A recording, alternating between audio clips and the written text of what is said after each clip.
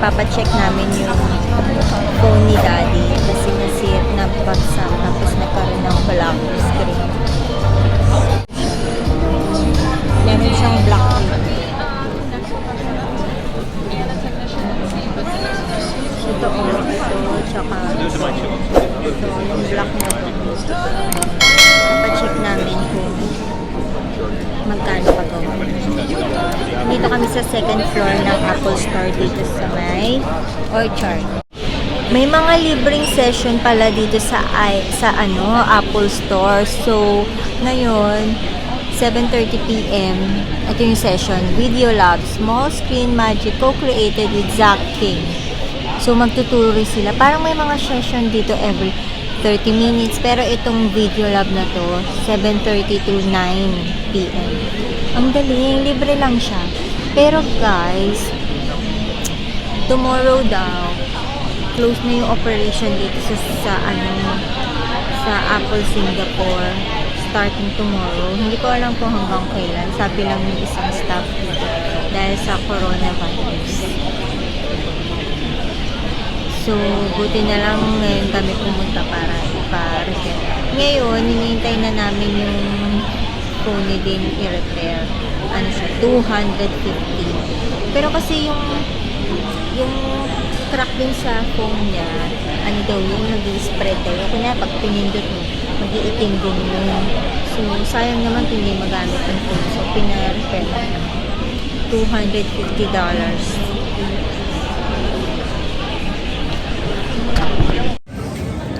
So, while waiting do sa repair ng cellphone ni Ding, nakapag-aral pa ako.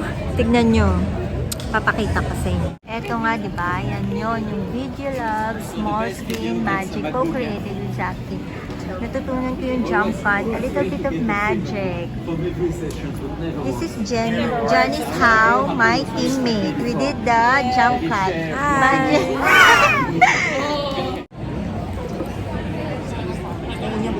Classmate ko. Meron pa akong dalawang classmate. Mag-ama sila. Gumagawa pa sila ng project.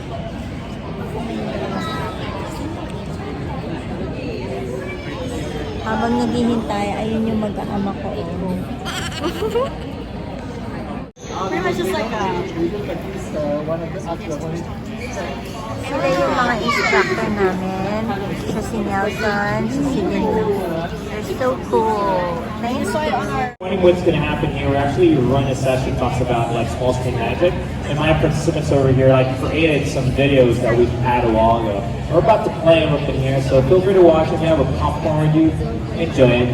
So what I'm going to do is I'm going to play the video, and maybe I'm going to ask the creator, the actors, and the directors a little bit about the inspiration of how's that experience. Oh, no way. So I'm going to play out with this one. Is the first one. You guys ready? Yes.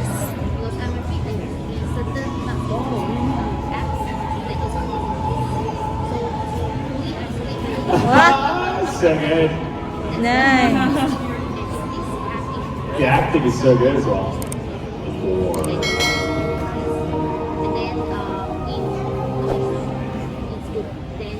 Ta-da!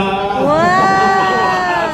That one works really well. Well done. Nice. I like the soundtracks. I like that you changed it to black and white. They made it a little bit darker and scary and at the same time exciting. I want to hear from the creator himself. How was that? You guys are the creator. Was that challenging? What was the challenging bit? Right? I told you at the very beginning. That's where I come in. Like I know that would be the challenging bit. Sasha, what was the fun part of creating this?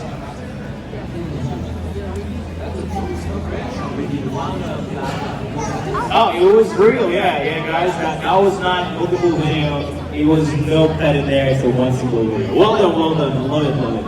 Not bad for a first time, right? Let's watch the next one. Here you go. Hey guys.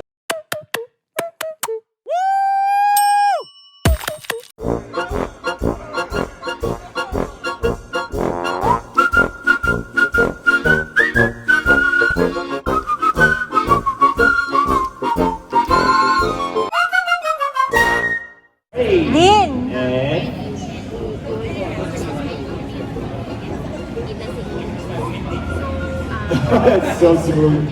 I love that.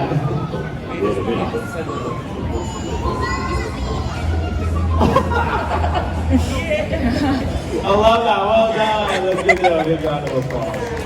Yay! I wish I could do that. Like when somebody's like, I have someone in front of me, like maybe my wife is just saying, I'll go ahead and snap my fingers to this here. Yeah, I'm all my wife. So, I'm dead. How was that, Jess? Fun. Fun? What was the challenging bit on that video? Challenge is to find the same frame. Exactly. Oh, the same frame. So for that, it's again, do the same frame, right? You gotta be stay frozen. If you miss one spot, that kind of gives away the cut. How about Lauren? Pholet. Colin, how was that? What was the enjoyable part for you? The acting. The acting, yeah. I totally agree with that one. Acting, you gotta like practice it a little bit, but sometimes today we have other session that we run. Today, you've learned jump cut, stacking jump cut, a little bit of clips and how you put them together. You also managed to add some background music, change the color of your video. I would suggest join us on another session over here. We have video walk that will show you how to capture cinematic videos. Sakto lang. Wow, nagawa na! After ng class ko, sakto. Bye! Nice meeting you! Sakto lang, di ba? Janice house. Ganda. Parang bago ulit eh. Wait. 3 months Nalaglag ulit. warranty. Baby! 250 nagawa na in 1.5 hour, no? Kasi itong class na to, 7:30 to 9 Pag sa eh. labas gagawin, parang may angat Oo nga eh. Tapos may 3-month warranty. Tapos nagpin. Nandito kami sa Somerset, sobrang nagutom. So umupo lang muna kami, tapos kakainin namin yung mga natira namin. Shanghai at saka yung fried chicken ng Max. Ala!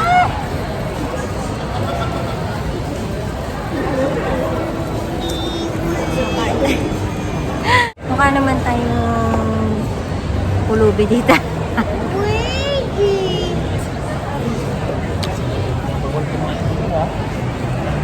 Pwede naman siguro kumain.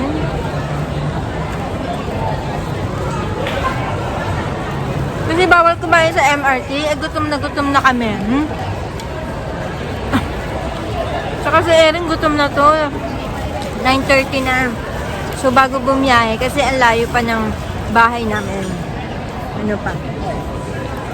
Bebe, ilang oras biyahe? 1 hour. O 1 hour. Gutom na to si Erin.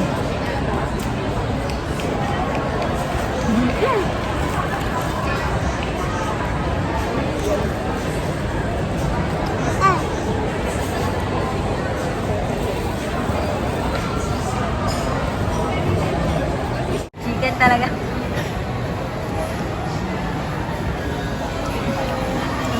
Chicken talaga kinakain. Okay? Sa Somerset. Oh. Buti talaga ang aming yuya.